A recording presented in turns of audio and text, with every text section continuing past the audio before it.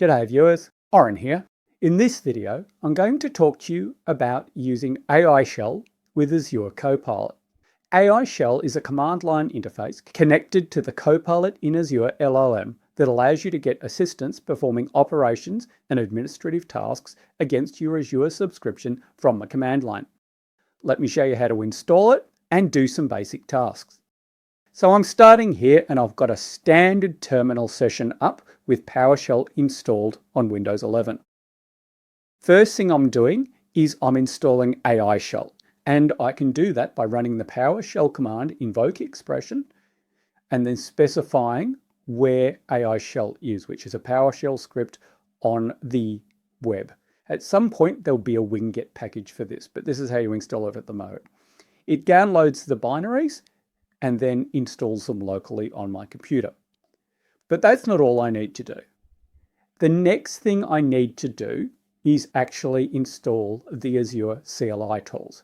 So to install them, all I need to do is first determine what the name of the package is, which is winget search Azure CLI, and then just do a winget install Microsoft.Azure CLI.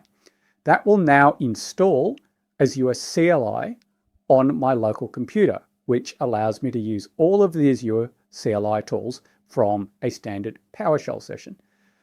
The next thing I'm going to do is I'm going to authenticate this terminal against the Java Azure subscription. I do that by running the command connect AZ account. When I do that, it prompts me for which account I want to connect. Here, I select Private Java Support and I click Continue. Because this account has already authenticated, it will now check which subscriptions this account is associated with. I am all now authorized. So I then run the Start AI Shell command. This then queries me and says, do I want to use OpenAI's GPT or do I want to use Azure Copilot? Now, because this is an Azure Copilot session, we're going to choose using Azure. It goes and connects and checks my authorization. We've now got a command line chat session up. We've got these two windows. In one window, we see at Azure, and this is where we can go and issue queries. In the other one, we've got AI Shell, where we can run the commands. So the first query we're going to run is I want to create a resource groups named Java Infra Files and Java Infra Web App.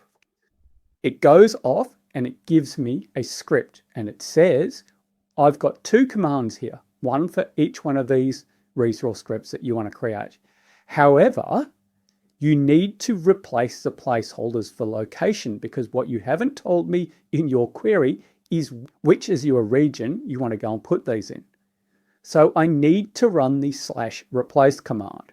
I run /replace, and what I get is I get a menu that allows me to select which Azure region I want to replace these values with. So here I choose Australia East. It then recreates the code that it's suggesting for me. So we've got, again, two AZ group create commands, one for the first resource group, one for the second resource group. AI Shell not only allows me to transfer text from one of these windows to the other, it also allows me to save the output text into files. So here I choose the /code, save, create-rg.shell. So these two commands I can save as a script. I save it as a shell script, and then I use the code post command to paste the shell script there. But what I'm going to do before I execute these commands is something to show you what happens when an error occurs. So we can see here in the first and second command, we've got Australia East specified. But what I'm going to go and do here is I'm going to change it and I'm going to mess up the name of the data center. I'm then issuing the command, and the first one runs and creates the resource group, and the second one doesn't because I haven't specified a correct data center name. What I've got the option of doing within AI Shell is running the resolve error command. And then what that will do is it'll take the error that it's output and paste it back into my chat window. So I agree to allow it to paste it back into the chat window. It then goes and queries Copilot in Azure, and it comes back and it says, you have misspelt the name of the data center. So all I need to do to fix that up is go code post. It takes the fixed code and allows me to paste it back in. The code runs and the resource group is generated. AI Shell switches working with the Azure CLI from being something where you're worried about getting the syntax right and slowly building commands to a conversational engine where you can ask for the code you want to perform a task, review it, and then execute it against your Azure subscription. As they get more robust, these sort of conversational interfaces are going to increasingly be the way you interact with the infrastructure you manage. There's a link to a Learn article explaining how to do all of this in the video description. I hope you found it all informative, and I'll see you in the next video.